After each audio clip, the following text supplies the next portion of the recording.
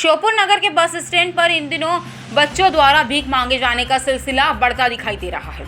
यूं तो भीख मांगना कानूनन अपराध है, लेकिन श्योपुर शहर में ही नहीं बल्कि पूरे जिले में भिखारियों की अच्छी खासी तादाद नजर आती है।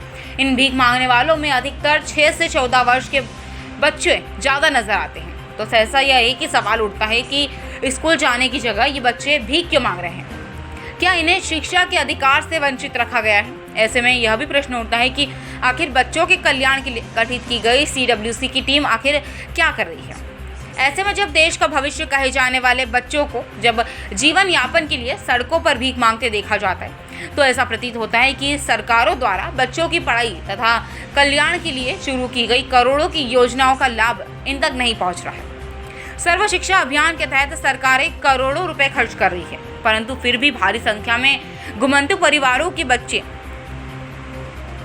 तक इसकी किरणें नहीं पहुंच पा रही, जिसके पता चलता है कि इन योजनाओं का लाभ ऐसे पात्र बच्चों तक नहीं पहुंच रहा है। स्थानीय बस स्टैंड पर तो ऐसे भीख मांगने वाले बच्चों की बाढ़ सी आ गई है।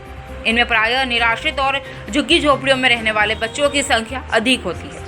बस स्टैंड पर दौड़ती बसों में तथा बसों से बाहर भीख मांगते समय कभी भी दुर्घटना होने का डर बना रहता है, परंतु पेट पालने की दौड़ में ऐसे बच्चे अपनी जिंदगी पर दांव लगाए हुए हैं, जिसकी ओर सरकार को ध्यान देने की अति आवश्यकता है।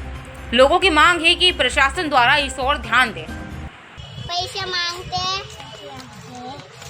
इधर देखो पैसे मांगते हो? किन लोगों से पैसे मांगते हो? आदमी से। यहाँ बस स्टैंड में जो लोग आते हैं उनसे पैसे मांगते हो? क्या करते हो उस पैसे का? क्या करते हो पैसे का? खाना खाते हैं। खाना खाते पापा? दारू पीते हैं। दारू पीते हैं। दारू पीते हैं? हाँ। तुम्हें खाना वगैरह नहीं देते? नहीं। इसीलिए भीख मांगते हो तुम? हाँ।